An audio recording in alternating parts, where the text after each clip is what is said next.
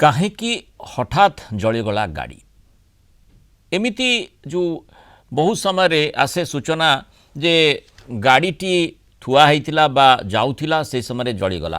ନିକଟ ଅତୀତରେ ଜୈସାଲମେରରେ ମଧ୍ୟ ସେଭଳି ଗୋଟିଏ ଅଘଟଣ ଘଟିଥିଲା ଯେଉଁଠି ଅନେକ ଧନହାନି ଘଟିଛି ଏବଂ ବହୁ ସମୟରେ ଆମେ ମଧ୍ୟ ଦେଖୁଛେ ଯେ କିଭଳି ଭାବରେ କାର ହେଉ ବା ଅନ୍ୟ କୌଣସି ଗାଡ଼ି सर्ट सर्किट जो जली जाउछि एभली स्थिति उत्पन्न होछि। तेणु सेठी गोटे बड़ प्रश्न आसुछि गाड़ी रे निया लागिबार प्रकृत कारण कौन। आज कथा जदि देखिबा गंजाम चमाखंडी थाना निकट गोटे जातीय राजपथ उपरे एभली गोटे दुर्घटना घटी। कंटेनर टी कटकरू कनिसी जाउथला से समय चमाखंडी थाना निकट जातीय राजपथ उपरे हठात से निया लगी जाइथिला। ड्राइवर तुरंत गाड़ी को स्टार्ट बंद करी तळकू डेई पड़िथिले। फल गोटे बड़ दुर्घटना निश्चय से वर्ती जाते। छत्रपुर अग्निशम बाहिनी घटनास्थल पहुंची निया को आयत्त करथिला। शॉर्ट सर्किट्रु निया लगी संदेह करा जाउछि। जो कथा आम आलोचना करुले जैसलमेर प्रसंग में अति सांघातिक से घटना घटला। गत 14 तारिख राति जैसलमेर जोधपुर राजपथरे बस रे निया लगी 20 जन यात्री मृत्यु होता। ए 16 जन गुरुतर होते। बसटी वार म्यूजियम पाखु जाऊा बेले पछपटू हठात धूआं बाहरी। तेज शॉर्ट सर्किट्रु सेतबेले कहगला जे ता निया लगी।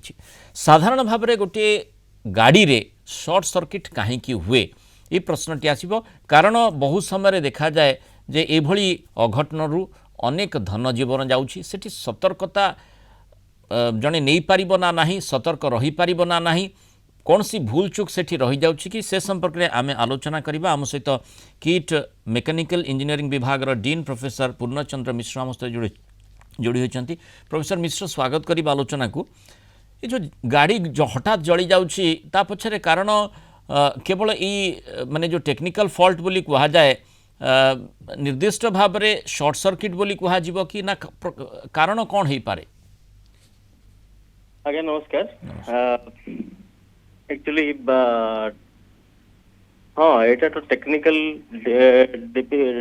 डेफिशिएंसी ही। एक्चुअली गाड़ी रे शॉर्ट सर्किट होछि जेतेबेले विद्युत स्रोत निजर निर्धारित पथ को छाड़ी के अन्य एक छोट पथ द्वारा प्रवाहित हो जाए। एटा होछि बेसिक मेकानिज्म तार। या साधारणतः तार तार खराब होवा किंबा इन्सुलेशन फाटी जिबा किंबा असंयुक्त माने तार एपटे सेपटे थिबा सेतेबेले ई जिनसटा हुए। डेफिनेटली एटा बहुत दुखद घटना। एटा भी बहुत कॉमन गाड़ी गुड़ाक कारण बहुत गुड़ा तार कारण अच्छी।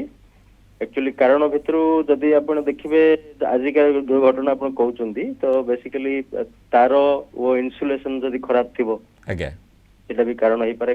कारण से गुड़ाक गाड़ी जेहेतु बहुत दूर कटक रु एते दूर पर्यंत जर्नी करिछि तो गाड़ी रे रास्ता भल नथिले गाड़ी रे ऑटोमेटिकली माने वाइब्रेशन होछि। नहीं साधारण भाव में गाड़ी रे क्यों क्यों स्थिति रु ए भली माने निया लागिबार संभावना कथा कहा जाई पारे। बैटरी गोटे कथा थाई पारे, शॉर्ट सर्किट कथा थाई पारे।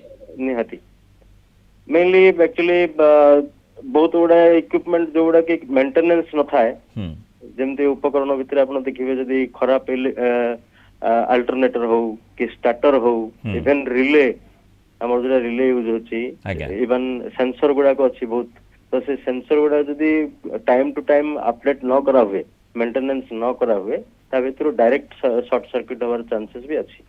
इवन जदी जल माने पानी जदी पसेला पानी जदी पसे विभिन्न सेंसर ये गुड़ा पार्टिकुलरली फ्यूज बॉक्स आप कहतु कि कनेक्टर बॉक्स कहतु जदि हुए ता भितर पानी पशिकी कार्बन करके सेटा माने संयोग सृष्टि कर दो सो दैट माने ये जो शॉर्ट सर्किट टा इमिडिएटली हो जाए।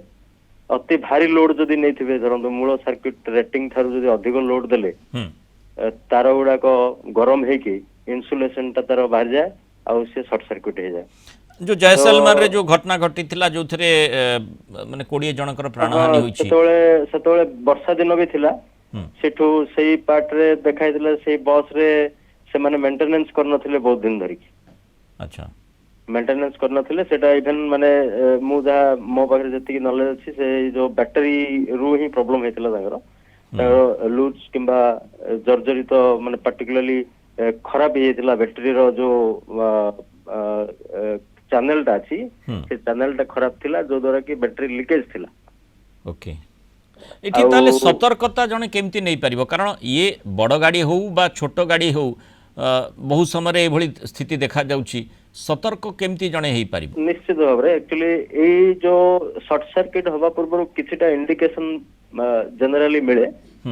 ତ ପାର୍ଟିକୁଲାରଲି ବାରମ୍ବାର ଫ୍ୟୁଜ ଜଳି ଯାଉଥିବା ସେଟା ହେଲେ ସତର୍କ ହବା ଦରକାର କିମ୍ବା ଜଳାପୋଡା ଗନ୍ଧ ଆସିବା ଗୋଟେ ସ୍ମେଲ ଆସେ, ଲାଇଟ ଫ୍ଲିକର କରିବା କିମ୍ବା ଧୀରେ ଜଳିବା, ସିମିଲାରଲି ବ୍ୟାଟେରୀ ଶୀଘ୍ର ଖରାପ ହେଇଯିବା, ବାରମ୍ବାର ବ୍ୟାଟେରୀ ଖରାପ ହବା କିମ୍ବା ଇଲେକ୍ଟ୍ରିକାଲ ସିଷ୍ଟମ ଠିକ ଭାବେ କାମ ନ କରିବା ଏଗୁଡାକ ହଉଛି ଇଣ୍ଡିକେସନ। ଏଇ ଇଣ୍ଡିକେସନ ରୁ ଆମେ ବୁଝିଯିବା ଦରକାର ଯେ ଗାଡି ବର୍ତ୍ତମାନ ମେଣ୍ଟେନାନ୍ସ ଦରକାର କରୁଛି। ତ ତାକୁ ପ୍ରତ୍ୟେକଟା ଜର୍ଣ୍ଣି ପରେ ଅଟୋମେଟିକାଲି ତାକୁ ମେଣ୍ଟେନାନ୍ସ କରିବା ଦରକାର ଯଦି ପୁରୁଣା ଗାଡି ହୁଏ। ଯଦି ଏକଦମ ନୂଆ ଗାଡି ହୁଏ ତାହେଲେ ଗୋଟେ ପାର୍ଟିକୁଲାର ଇଣ୍ଟରଭାଲରେ ତାକୁ ମେଣ୍ଟେନାନ୍ସ କରିବା ଦରକାର।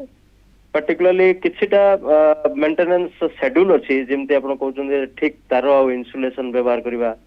ଆଜିକାଲି କଣ କରୁଛନ୍ତି ମାନେ ଯେକୌଣସି ଗୋଟେ ଗ୍ୟାରେଜରେ ପକେଇଦେଲେ ଗାଡି ବାଇଚାନ୍ସ ସେଠି ସ୍କିଲ୍ଡ ଯଦି ନଥିବେ ମାନେ ମେକର ସେତେବେଳେ ସେମାନେ ଭଲ ଭାବେ ଜାଣନ୍ତିନି ଯେ ଇଲେକ୍ଟ୍ରିକାଲ ୱାଇରିଂ ନଲେଜ ନଥାଏ ସେମାନଙ୍କ ଉପରେ। ତ ମାନେ ପାର୍ଟିକୁଲାରଲି ସେଇ ଜିନିଷଟା ବି ବହୁତ ପ୍ରୋବ୍ଲେମ କରେ। ସିମିଲାରଲି ମାନେ ଠିକ ଫ୍ୟୁଜ ଆଉ ସର୍କିଟ ବ୍ରେକର ବ୍ୟବହାର କରିବା ଦରକାର। ଅତିରିକ୍ତ ଏସେସରି ସଠିକ ଭାବରେ ଯୋଡିବା ଦରକାର। ମାନେ ପାର୍ଟିକୁଲାରଲି ବହୁତ ଗୁଡା ଡେକୋରେସନ ଆଇଟମ୍ସ ଲାଇଟିଂ ରେ ଲୋକ ଯୋଉ ୟୁଜ କରୁଛନ୍ତି ଗାଡି ଗୁଡାକରେ ତାକୁ ବି ଠିକ ଭାବରେ ମାନେ ଯୋଡିବା ଦରକାର। ଅଦରୱାଇଜ ସେଗୁଡାକ ବି ବେଳେ ବେଳେ ଲୁଜ ଥିଲେ ସେଗୁଡା ବି ସର୍ଟ ସର୍କିଟ ପାଇଁ ଦାୟୀ ହୁଏ। ତେଣୁ ମେଣ୍ଟେନାନ୍ସ ଏବଂ ସତର୍କତା ନିହାତି ଆବଶ୍ୟକ। ଆବଶ୍ୟକତା। ବହୁତ ବହୁତ ଧନ୍ୟବାଦ ପ୍ରଫେସର ପୂର୍ଣ୍ଣଚନ୍ଦ୍ର ମିଶ୍ର ଆଲୋଚନା ଆମ ସହିତ ରହିଥିବାରୁ ମତାମତ ରଖିଥିବାରୁ।